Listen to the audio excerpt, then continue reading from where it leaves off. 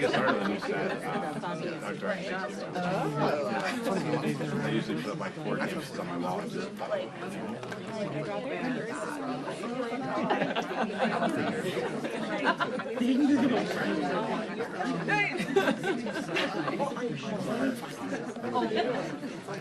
they kept adding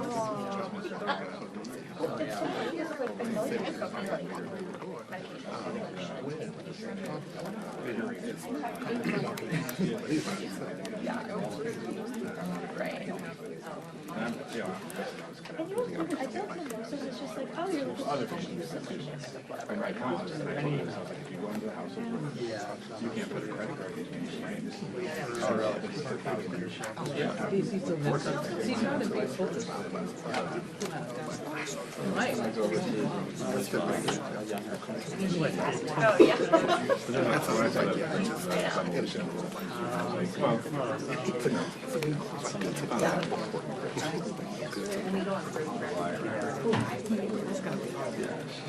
I'm so excited. Two-ish? No, we need to find out what that is. He'll beat him. it's so like nice. It's like balls, like so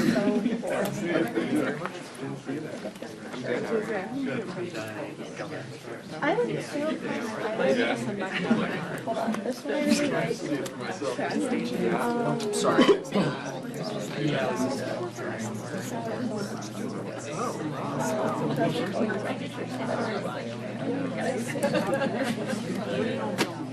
Oh yeah, this was pretty awesome. Last week? Yeah. 5:07 p.m. Looking great. Yeah.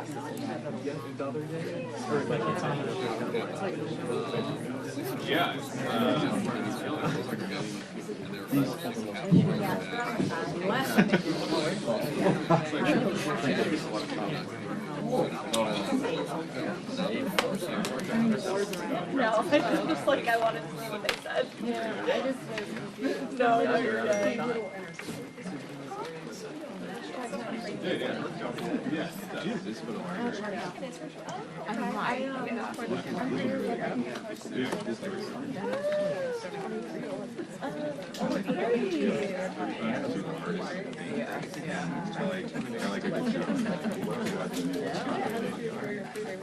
Scotty looking like the last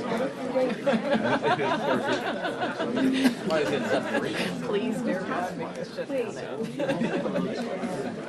Oh, I think it was like this month. I was like, I was here on the, no, like 2 weeks. Yeah, it was good. What did I do? It was good.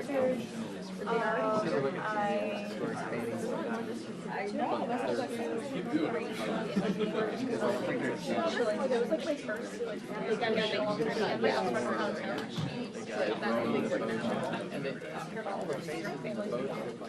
Same guy. yeah, senior family they that's where when outdoors. Not only upstairs. I was just thinking like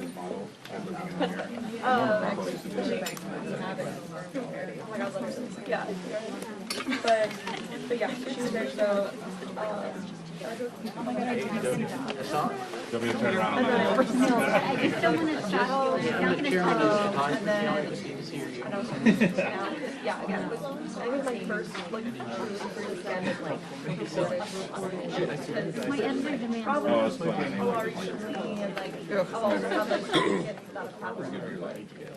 like it was like concert weekend where the concert people also was like I mean I really didn't care to do a lot to get there or like there was one concert we went to a couple of months ago like October 4th where we wanted tickets were super expensive but they were general admission so we wanted tickets.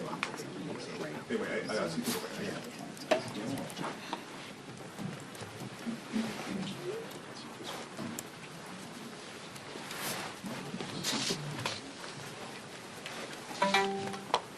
Good afternoon, everyone. This is day 22 of the Trump Republican shutdown of the federal government, and Republicans have shown zero interest or capacity to reopen the government, enact a spending agreement that meets the needs of the American people, or address the health care crisis that Republicans have created.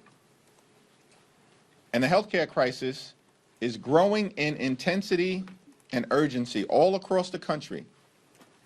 We now have visibility into 13 different states, including most recently Florida, Virginia, Maryland, and Georgia.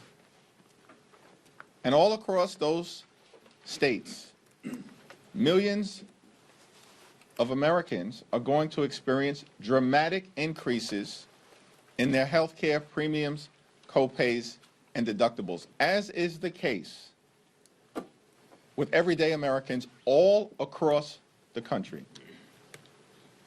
In Florida, by way of example, a 58-year-old in Panama City, Florida, single on the Silver Plan, currently receives ACA tax credits, pays for health insurance $140.80 a month.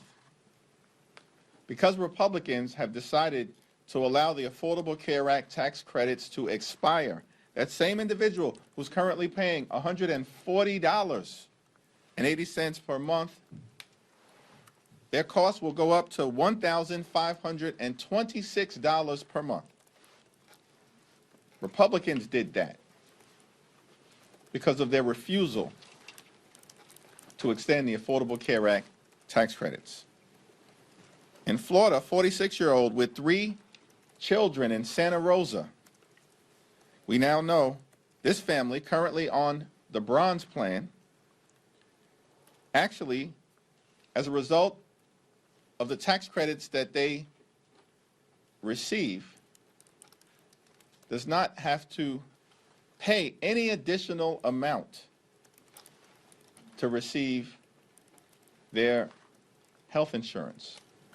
But if the Affordable Care Act tax credits are allowed to expire, that same family, 46-year-old with 3 children, in Santa Rosa, Florida, will have to pay $2,360 per month. That is north of $25,000 per year. Unaffordable, impossible, unsustainable, and it will result in that family having to go without the ability to see a doctor when their children get sick. The Republican health care crisis grows worse by the day, and yet Republicans remain on vacation for the 4th consecutive week.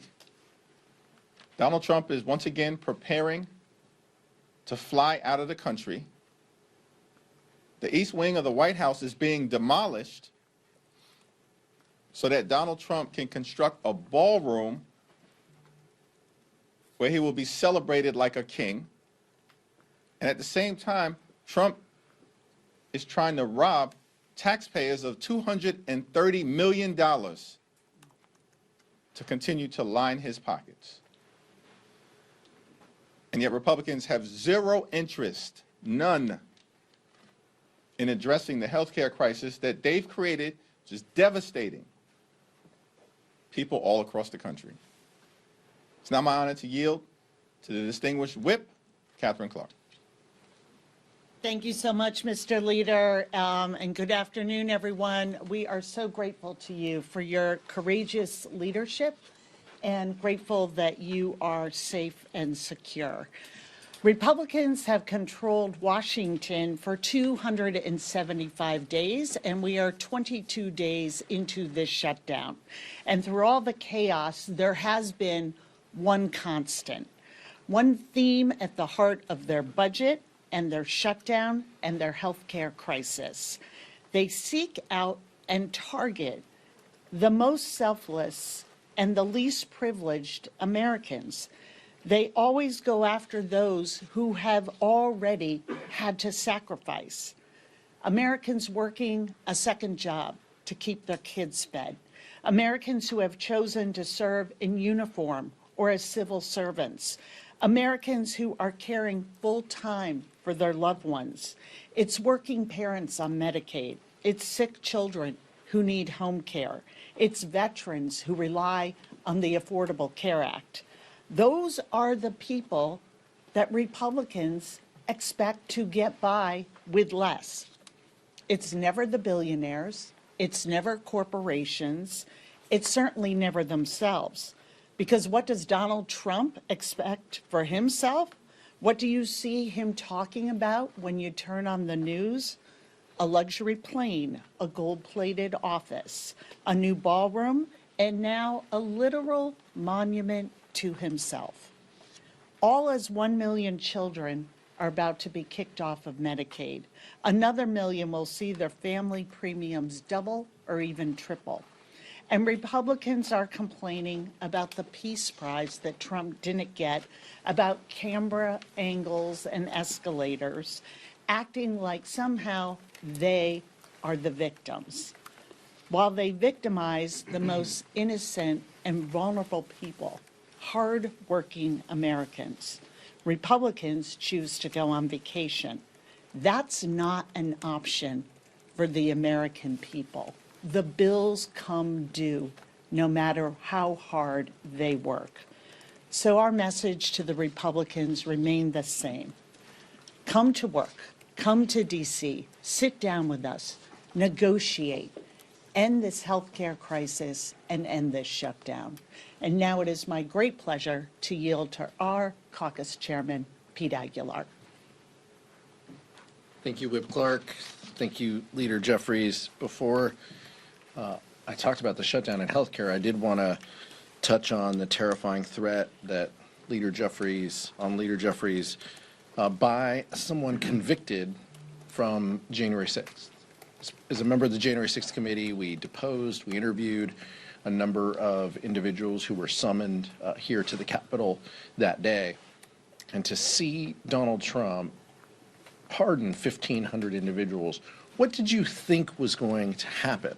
These are individuals who had violent criminality in their past, and we have seen that carry forward now. And this is what happens when you release violent felons. By the way, some of them in their past had issues as child molesters and crimes against children, and we're putting these people back across the country. Following the recent horrific acts of political violence on people of both parties, we should do everything in our power to lower the temperature and keep our communities safe. And that's why I was disturbed by Whip Emmer's comments, in particular when talking about individuals who went to rallies, essentially calling American supporters of the Democratic Party supporters of terrorism. That rhetoric at the highest levels in this building and across our government isn't just untrue, it's dangerous and poses a threat to our political leaders, and that needs to stop. On the shutdown, for more than a month, Republicans have been on vacation while hardworking families are left to ask, what's next for me? What's next for my family? How will we afford health care? How can we pay our bills? And it's unacceptable that Speaker Johnson has had us in session since they passed the One Big Ugly Law. 20 days, I think, since then. Over 100 days have lapsed in the calendar, and we have been in session about 20. This is shocking. Then it's unacceptable that, and the American people see this. They can't show up for work 20 days over 3.5 months and expect to get paid. They're using this time to hide from their responsibilities. To carry, and they have chosen to carry forward unpopular health care policies, even when Republicans like Marjorie Taylor Greene, Kevin Kiley, Beth Van Dyne have all said that Republicans should be in D.C. working. And even Leader Thune says it's time for House Republicans to consider coming back into session. The American people are smart. They know who will make their lives better. They know who is looking out for their costs and who wants to lower the costs that they face. And they know Republicans who control the White House, the House, and the Senate have the power to undo the damage that they've caused with this healthcare crisis. Democrats aren't giving up. If anything, we're more motivated and focused on our work ahead to protect Americans' healthcare. It's time for Speaker Johnson and House Republicans to join Democrats in finding a solution to reopen government and address this healthcare crisis that they've created. The American people are waiting. Leader Jeffries. Thank you, Pete. Thank you, Catherine. Questions? Has Speaker Johnson reached out to you at all since the January 6er made a threat on your life? No. Thank you, Mr. Leader. At this point, do you think a new CR is needed past that November 21st date? And if so, what would be an acceptable end date? And would it have to be paired with some type of vote on an ACA extension? What we need to occur right now is what Democrats have maintained from the very beginning. At this point, we need to reopen the government. We need to enact a spending bill that actually meets the needs of the American people in terms of their health, their safety, and their economic well-being, particularly in terms of driving down the high cost of living, while at the same time decisively addressing the Republican health care crisis that grows graver by the day. Our position over the last several weeks has remained consistent. Cancel the cuts, lower the costs, save health care, address the urgency of the expiration of the Affordable Care Act tax credits. This is not a partisan issue. And that's why we've seen Democrats and now many Republicans, traditional conservatives and right-wing conservatives like Marjorie Taylor Greene, all acknowledge what Democrats have been saying for weeks, which is that the Congress needs to act to extend the Affordable Care Act tax credits to prevent tens of millions of Americans from experiencing dramatically increased premiums, copays, and deductibles. Those increases will devastate the American people. It's unacceptable. And House Republicans need to cancel their vacations, get back into town so we can do the business of the American people. Thanks. Back. Thank you, Leader Jeffries. Do you have a response to Trump refusing to meet with you and Leader Schumer until the shutdown's over? Donald Trump has spent more time on the golf course than he has in talking to Democrats on Capitol Hill to reopen the government, to enact a spending agreement that's bipartisan, and to address the Republican health care crisis. His behavior, unpresidential, unhinged, unpatriotic, un-American, throughout this process, speaks for itself and makes clear that Republicans shut the government down and have had zero interest in opening it up. Why? Because they'd rather inflict this kind of pain on hardworking federal civil servants and the American people than provide health care that's affordable to everyday Americans, working class Americans, and middle class Americans. Catherine, Pete? Good. Michael. Thank you, Mr. Leader. Going back to the CR conversation, some Senate Republicans, including Leader Thune, have said the longer the shutdown goes on, the higher the likelihood that a full-year CR would be necessary. What are your thoughts on that conversation kind of intensifying in the Senate? And maybe Chair Aguilar as an appropriator. I know appropriators hate those words, full-year CR, so I'm hoping you can explain to the American people why that's something that probably most Democrats would oppose in this situation. Well, let me let Chairman Aguilar and Whip Clark respond, and then I'll address the question as well. Well, just a reminder, Whip Clark is an appropriator on leave, by the way, in her leadership capacity. Look, as the leader mentioned, none of us want a continuing resolution. We want government open. I want people to go to the Smithsonian's. I want park rangers to be able to work. All of this is so incredibly important, and it's why Democrats have been very clear we want government to open. But that takes both parties. That takes Democrats and Republicans. And what frustrated me is, as you heard before, Michael, in the caucus press conferences, is each time Republicans carried a bill in appropriations, they did it in a hyper-partisan environment. And what do I mean by that?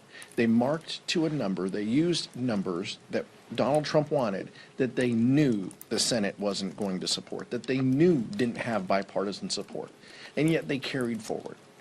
And Tom Cole, a well-meaning person, executed this strategy, knowing full well it was a waste of time. And what happened as a result? We wasted months when we could have been negotiating, when we could have been working to find common ground in a bipartisan way on actual funding bills. The deadline of September 30th has always been the deadline. It's always been the end of the fiscal year. It seems like House Republicans just maybe tuned in, week 2 of their vacation to figure this out. We knew this in April. We knew this in May and June. And it's just incredibly unfortunate that House Republicans wasted time when they could have been working in a bipartisan way. And our hope, our focus, our goal, we don't want a continuing resolution for 14 months. I know the chairman of the Ways and Means Committee just mentioned that. We want actual government open. We want actual funding bills. But we want those done in a bipartisan way. The American people want that. They want us to address this healthcare crisis. It seems like House Republicans and Senate Republicans are the only ones who haven't realized that yet. Yeah, it is amazing to me that the new conversation is, well, what's the length of the next CR? Let's back up to where we are today. We are in the 22nd day of a shutdown that is completely avoidable. By coming to the table and talking about the American people, and that what they promised, what the Republicans promised, and the president promised on day one, we're going to help lower your costs. And everything has been made harder and more expensive. So come to the table. Why are you talking about the length of a CR? Come to the table and negotiate with us. End this healthcare crisis. Help the American people. And I repeat this every week, but 60% of households are not making it, unable to provide the basics. And so let's bring those voices in. And by refusing to even show up to do your job, the arrogance and the dismissal of what's happening in people's lives, how they feel when they know the threat to being able to provide for their families, being able to afford housing, groceries, the utility bill, and then this blow. I mean, how are people possibly supposed to be able to afford an increase of $2,000 in their monthly insurance premium? This is the issue we need to be talking about. And then we can work on making sure that we reopen government quickly. And the other, they are now trying to reimagine themselves as the champions of federal workers, of the champions of food programs and health care, when all they have done is take an axe to all of that since they came into office, and deliberately, their word, inflict trauma on people who serve the public. So come to the table, come back to work, and put the voice of American families who are struggling back into the work you do. Then we can come together and get government reopened quickly and get healthcare costs back under control for American families.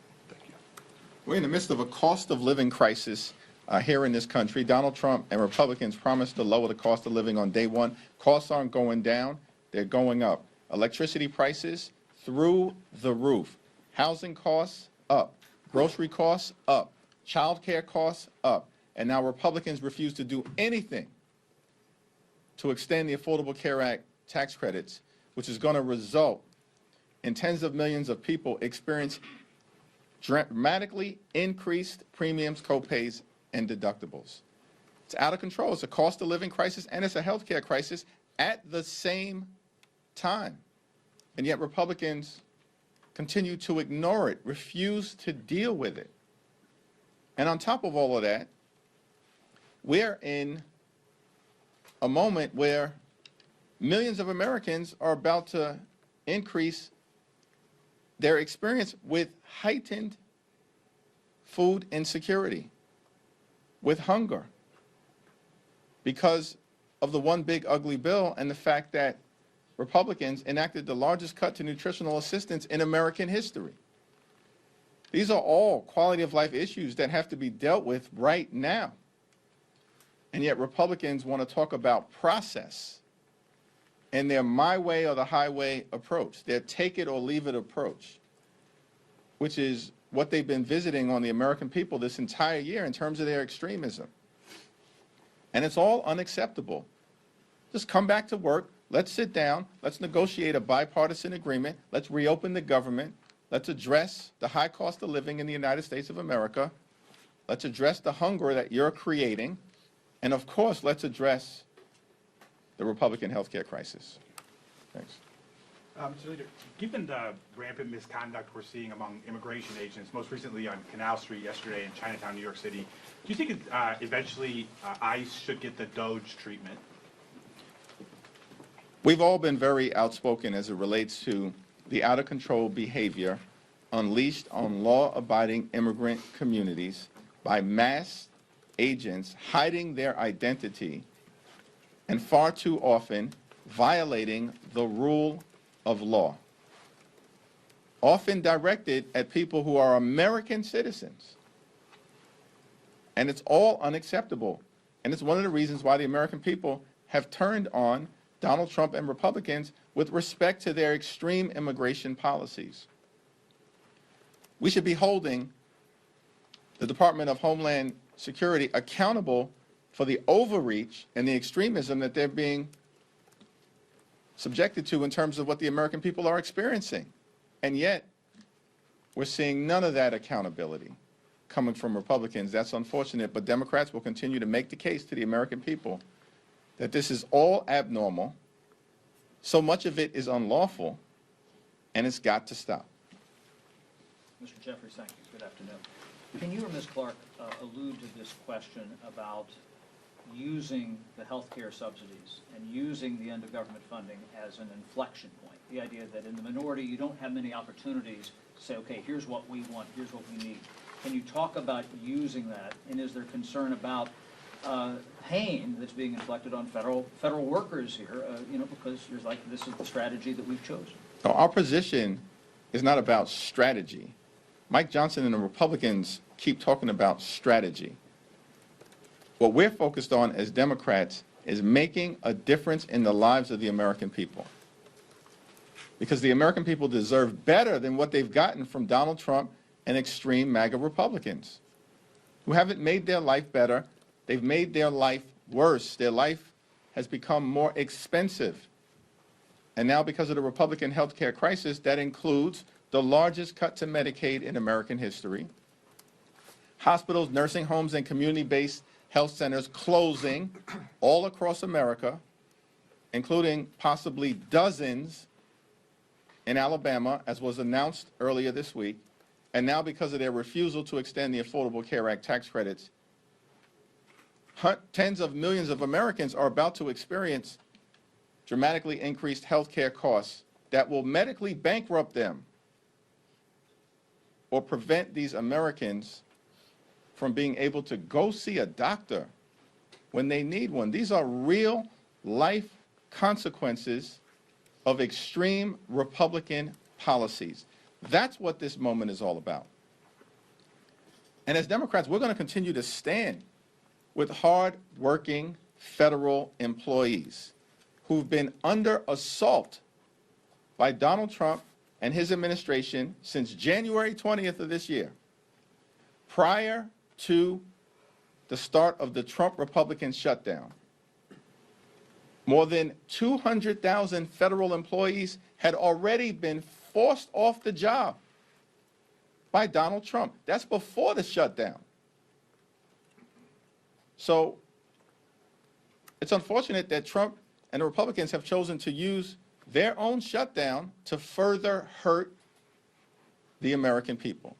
That's why our position continues to be, come to the table, let's reopen the government, let's enact a bipartisan spending agreement that makes life better for the American people, and let's address the healthcare crisis that's devastating people in working class America, in rural America, in urban America, in small town America, in the heartland of America, and in black and brown communities all across America. Yeah, let's rewind the tape a little bit here and talk about how we got here. Donald Trump promised the American people, I will love and cherish Medicaid. And if you remember, when they were going through their budget process, they took $800 billion, said was going to come out of a specific committee. And we said, those are going to be cuts to Medicaid. What did we hear from our colleagues across the aisle? Where does it say Medicaid? Where does it say that? We're going to protect Medicaid. When they knew full well they were going after people's health insurance. We have been trying to meet with them, talk to them, use the appropriations process to cut a fair deal. It's this theme that I've been talking about, that why do you go after the American people who are struggling to get by? Why is that the bargain?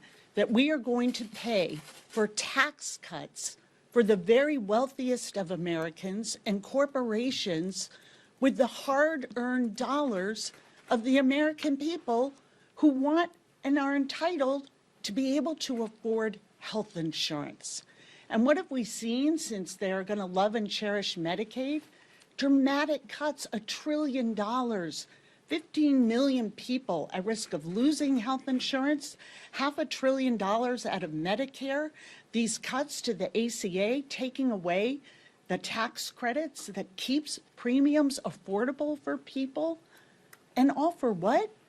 So they can make permanent tax cuts for the very wealthiest and drive up the deficit at the same time, telling hardworking Americans, not only going to be hard today, it's going to be hard for your grandchildren into the future to pay off an economy that we are rigging against you. That's the message to the American people. And Democrats are saying, by rejecting their CR, enough is enough. Enough is enough. We cannot go along with this extreme agenda. And their choice was to cancel even coming to Congress leading up to the date of the shutdown. They have chosen this shutdown, and they continue to make it punitive to federal workers in a way that I've never seen any administration do. That they are choosing who they like, who they don't. We have always come together before any shutdown, no matter which party was, had policy disagreements over what, and said, we will come together in a bipartisan way and pay our troops. The White House just said in the past hour that it was Democrats who were essentially being punitive by saying, let's, let them cut some of those programs and we'll use this as leverage. What's your response to that? I would put that in the category of love and cherishing Medicaid and lowering your costs on day one. It's an outrageous, they have been attacking federal workers. Their goal was to inflict trauma. Whether it is firings, proposing that some people will not get the back pay that they are entitled to get under federal law in this shutdown, making things as difficult as possible. I mean, the way they have treated workers, whether they're federal workers or hardworking people in our community who are trying to provide for their families and are struggling to do that, it is just a let them eat cake moment. You just fend for yourselves, because we'll tell you who we're working for. Those who already have great wealth and power, full stop. So they can say whatever they want. They can issue and try and spin the context. Federal workers know who's on their side. And working people in this country are watching what is happening and watching them put them last. You get in line. Your tax credits that help you pay for insurance premiums, those expire. Those for the very wealthiest, we're making those permanent in the very same month, in the month of December. It is outrageous. And the fact that they aren't even showing up, you don't even show up to do your job, is something that it is no wonder that the American people are showing up and 7 million strong at rallies on Saturdays, but also showing up in poll after poll saying, this doesn't work for me. The system was already rigged against me, and now it's getting worse due to your policies. So they should really look in the mirror.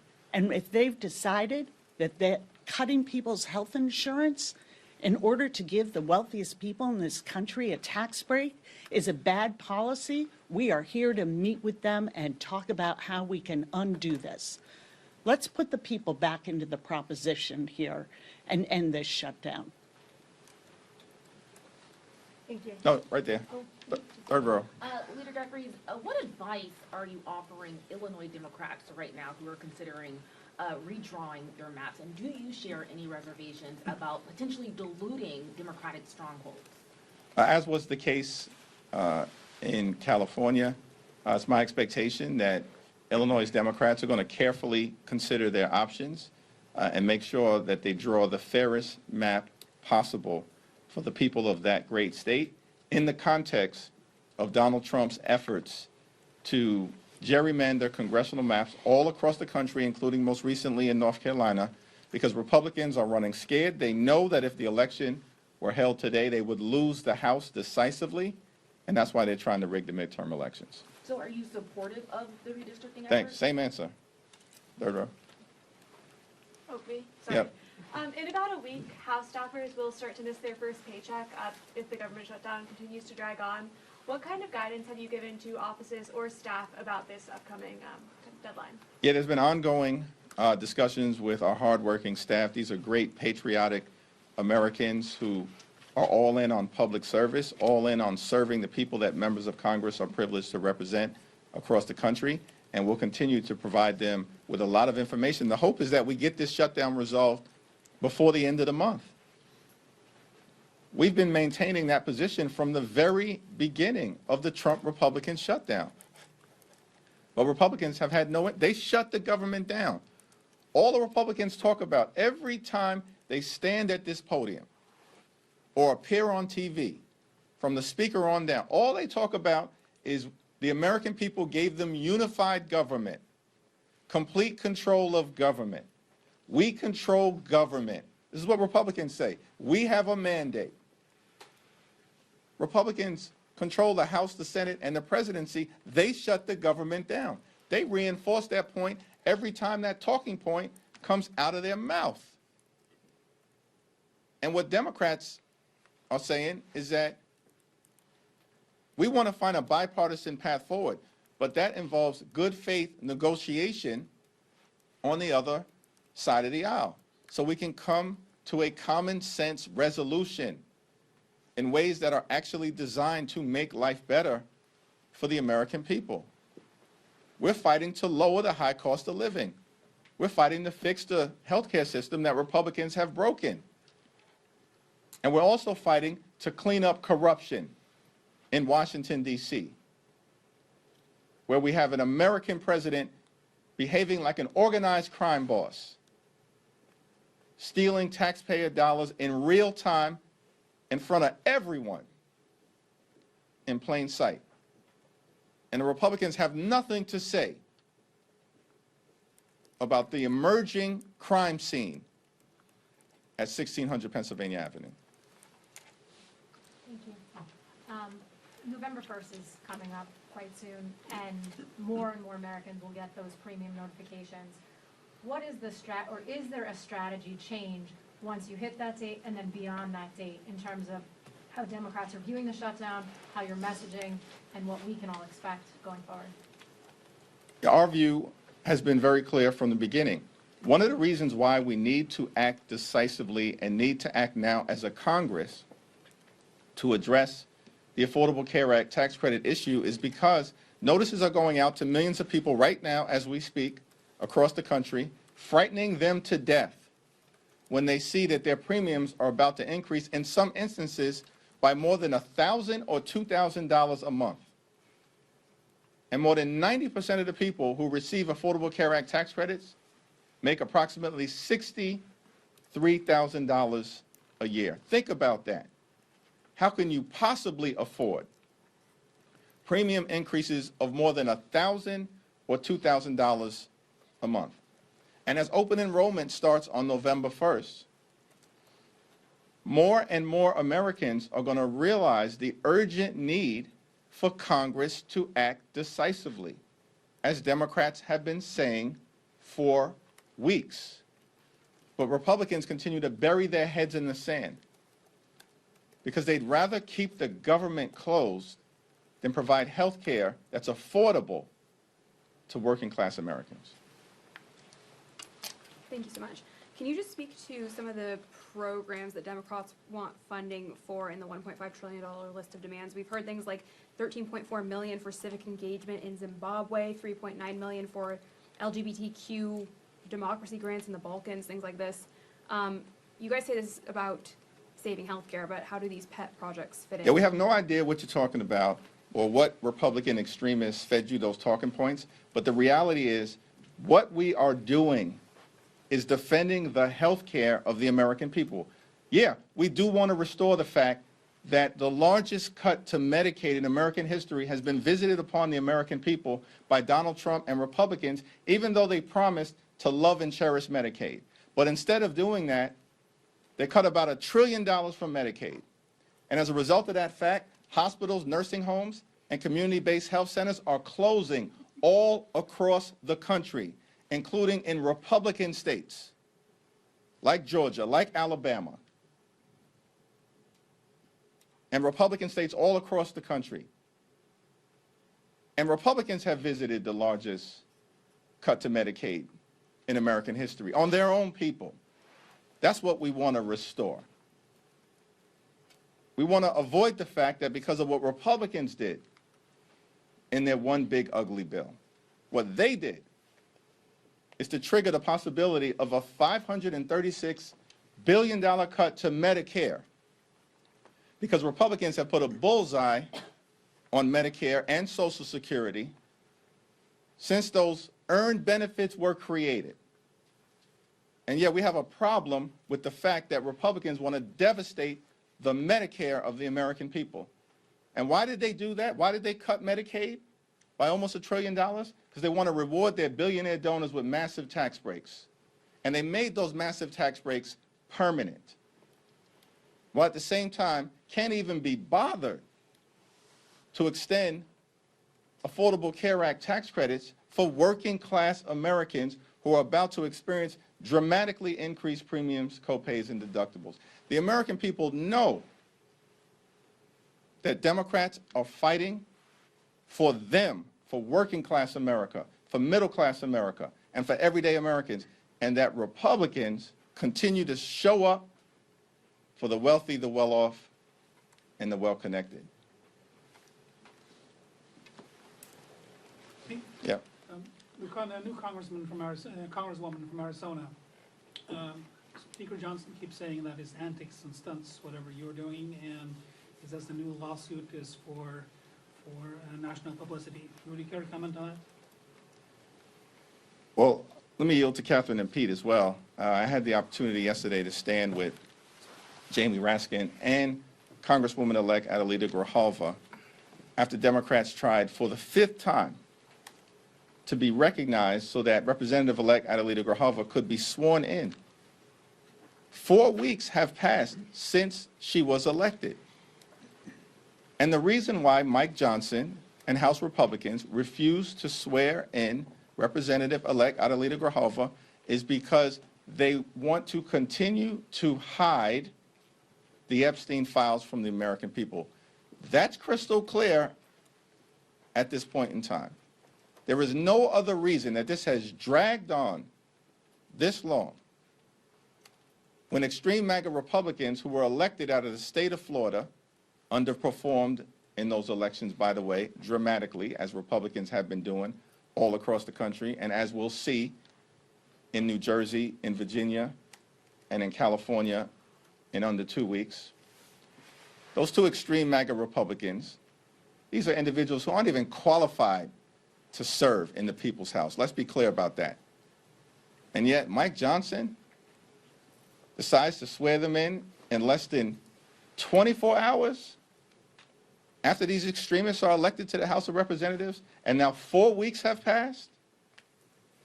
The reason why they continue to unlawfully block the swearing in of Adelita Grijalva is because they are actively hiding the Epstein files from the American people, and they're protecting someone clearly, the wealthy, the well-off, the privileged, and the well-connected. Catherine? Pete? Yeah, I mean, I just think this is so shameful that someone who won with 70% of the vote, by the way, the vote total that she had was a larger percentage than the two Republicans that they swore in. So under his own standard, right, we need to swear her in. She has a certificate of election from the Secretary of State in Arizona.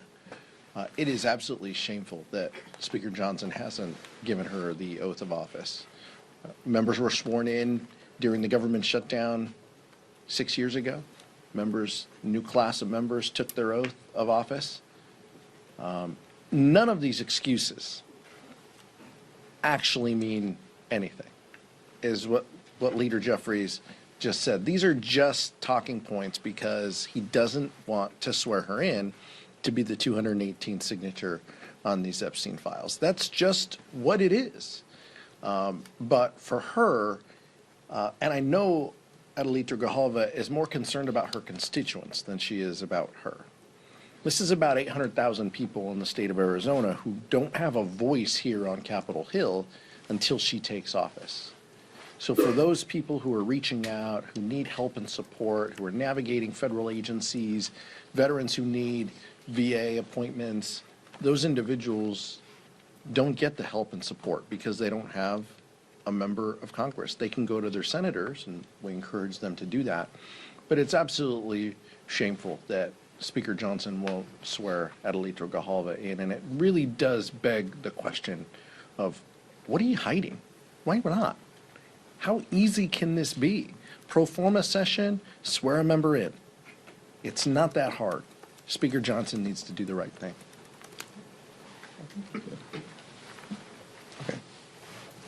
Thank you, Leader Jeffries. Wondering if you could comment, the Pentagon is implementing some new policy with regards to communication with members of Congress, apparently centralizing that through a specific office. How, from your perspective in Congress, would that affect the day-to-day operations here and your visibility as a co-equal branch of government into what's going on there? Well, this is just another example, and by the way, Pete Hegseth, the most unqualified Secretary of Defense in American history, and an example of the type of extremists that have been rubber stamped by Republicans in the Senate. They know these people were unqualified. They put them into office, and now they're continuing to undermine American values every single day of the week, as opposed to actually doing their job. And from our perspective as Democrats, listen, we're not going to bend, we're not going to break, we're not going to bow down to any wannabe king as it relates to upholding our oath of office and standing up on behalf of the American people. The Republicans were confused as we began to deal with the spending bill issues that we're confronting right now on behalf of the American people. They are very confused because all along Donald Trump knows that House and Senate Republicans, they function like a wholly owned subsidiary of the Trump cartel. That's how they act. They just rubber stamp Donald Trump's extreme policies and they move on. Don't say anything about it. Boss says jump, they just say how high. That's how Republicans have behaving all year. Our thing is that, no, we are a separate and co-equal branch of government.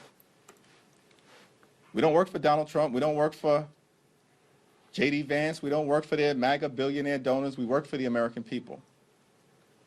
And that's why we're standing up for the health care of everyday Americans. And that's why Democrats are in this fight until we win this fight. Thank you all. Thank you, Griffin.